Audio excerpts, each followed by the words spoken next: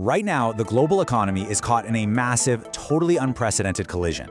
On one side, we have euphoric, record-breaking market highs. On the other, deep, systemic dangers that are quietly cracking the very foundation of the financial world. Welcome back to the Abdullah Jai Bilai channel. In today's explainer, we're watching two entirely different economic realities unfold at the exact same time. And we're going to dig into the raw data to figure out which one is going to break first. Okay, let's dive right into this massive number. $1.33 trillion. That is the current all-time high of United States credit card debt. Let that sink in for a second. It's a staggering statistic that hangs like a dark storm cloud over the entire consumer economy. Because look, while the headlines are out there celebrating all these market victories, everyday consumers are borrowing at historical levels just to keep up.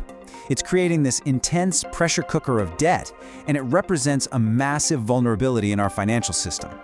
But then, in stark contrast to that consumer strain, we have this incredible peak, $81,000.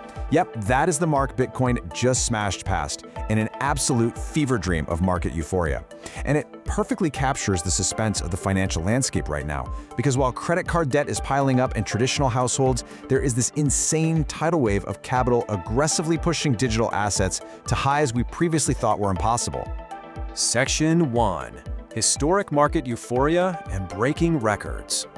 So despite the underlying risks of all that consumer debt, the surface-level economic data is painting a picture of just incredible historic momentum. You can see this so clearly in traditional markets. The S&P 500 recently recorded gains for 6 straight weeks, literally its longest winning streak since 2024. And alongside this stock market rally, President Donald Trump has pointed out that 115,000 Americans found jobs in April, claiming the U.S. economy is actively strengthening. It's this one-two punch of prolonged stock market success and positive employment data that is really fueling today's optimistic narrative. And this absolute euphoria, it's driving digital assets right alongside those traditional stocks. Prominent investor Anthony Scaramucci actually went on record with this bold prediction, saying Bitcoin will eclipse corporate giants like Amazon and Nvidia. Why? Because it's driven by a wave of investors who simply buy and absolutely refuse to sell. This isn't just basic market optimism anymore. It's a belief in a permanent structural shift in how the world stores value. Let's rapidly run through this macro landscape to truly ground ourselves in the staggering scale of what's happening. We are looking at a total crypto market cap of $2.76 trillion, with Bitcoin hovering above that $80,000 mark, Ethereum over $2,300, and Solana up past $93. Look at that 24-hour trading volume, approaching $84 billion. The sheer amount of liquidity sloshing around the system right now is breathtaking. Add in the $90.6 billion locked in decentralized finance, and you essentially have an entire shadow financial system operating at a massive, massive scale. Section 2. The institutional pivot, as Wall Street moves in. Because this market boom isn't just retail hype anymore, it's being aggressively legitimized by the biggest institutions on the planet. We're looking at a fast-approaching legislative horizon where the actual rules of the game are set to change for global finance. The Senate Banking Committee has a vote scheduled on the Crypto Clarity Act for May 14th, and we're already seeing projections for a grayscale Cardano ETF arriving before October 2026. Make no mistake, regulatory frameworks and institutional products are being built right in front of our eyes. And honestly, nothing screams institutional adoption louder than this. BlackRock, literally the world's largest asset manager, is officially bridging traditional finance with the blockchain. They're launching tokenized money market funds directly on Ethereum. When the absolute titans of Wall Street start putting traditional, yield-bearing assets on a decentralized ledger, it fundamentally rewires the architecture of global capital. This integration isn't happening in a vacuum either. It's being actively encouraged in the halls of power. Senator Cynthia Lummis has stated point-blank that the United States will lead the way on digital asset innovation. So there's this powerful, optimistic political push to ensure American dominance in the digital space. But before we get completely swept up in this institutional euphoria, we have to look at the shadows. Because here is exactly where things get dangerous. That bright political optimism stands in stark contrast to the ongoing, darker realities of the crypto space.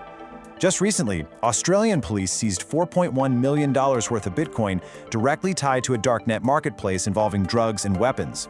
Meanwhile, over in Asia, a former Singapore naval officer just received an 82-month sentence for crypto theft, blaming his actions on the collapse of FTX. So yes, the technology might be institutionalizing, but the criminal and volatile elements, they are still very, very real. Section 3. The underbelly. Cracks in the system. We have to talk about the hidden fractures threatening to derail this entire global rally. Take a look at this massive loss. Trump Media and Technology Group reported a net bleed of $405.9 million for Q1 2026. This just proves that despite the broader euphoric market highs, significant corporate vulnerabilities and deep financial bleeds are still occurring right beneath the surface. So the crucial point here is this chilling comparison from legendary investor Michael Burry. He's actively warning that today's AI-driven stock market rally feels alarmingly like the final months of the 1999 to 2000 dot-com bubble. When a guy like Burry says that, it raises the ultimate question. Are we actually living inside an artificial intelligence bubble completely detached from economic reality? And the warning signs aren't just limited to AI. The internal mechanics of the crypto market are flashing red too. CryptoQuant is warning of increased profit-taking and what they're actually calling a bear market rally. On top of that, we saw Tether unexpectedly burn $2 billion USDT. And crucially, despite these massive asset prices we talked about, the crypto market fear and greed index is sitting firmly at fear, hitting a 38, with over $194 million in liquidations in just a 24-hour window. Market psychology is fractured, liquidity is shifting rapidly, and fear is quietly taking hold of the wheel. Even the biggest players are facing fierce pressure. While Ethereum still leads the pack with an impressive $45.4 billion in total value locked, its overall dominance has dropped significantly this year, falling from 63.5% down to just 54%. As competition from other networks heats up, the original titans of the space are bleeding their market share. Section 4. Geopolitical shocks and the supply chain threat. Now we have to transition from digital ledgers to physical borders. Because all of this financial euphoria, it can be instantly undone by real-world tension. Take a look at this staggering 640% spike in a basic commodity. European potato prices recently surged from 2.5 euros all the way to 18.5 euros per 100 kilograms. Why? Because of fertilizer supply concerns that are directly linked to disruptions in the Strait of Hormuz.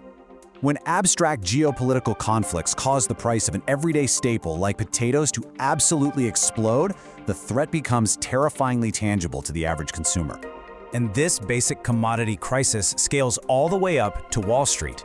Analysts over at Barclays have explicitly warned that an S&P 500 rally is highly limited if the Hormuz Strait is not reopened. Think about that for a second. Major banks are officially linking the fate of the US stock market and those historic winning streaks we discussed earlier directly to the stability of Middle Eastern shipping lanes.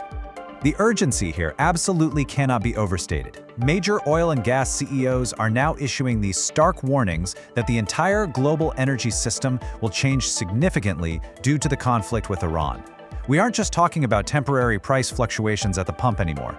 Energy leaders are bracing for a permanent, structural shift in global power and supply that is going to ripple through every single market on Earth. Which brings us to the ultimate question we have to face today. Can the sheer euphoria of record market highs, AI rallies, and massive institutional crypto adoption actually survive the crushing reality of a $1.33 trillion debt crisis and escalating global supply chain conflicts? This collision is happening right now in real time. I want you to weigh the boom against the risk and let me know your thoughts in the comments below. If you found this breakdown helpful, make sure to hit that like button, subscribe to the Abdelli Billet channel, and share this with someone who needs to see it. Stay curious, stay focused, and I'll see you in the next explainer.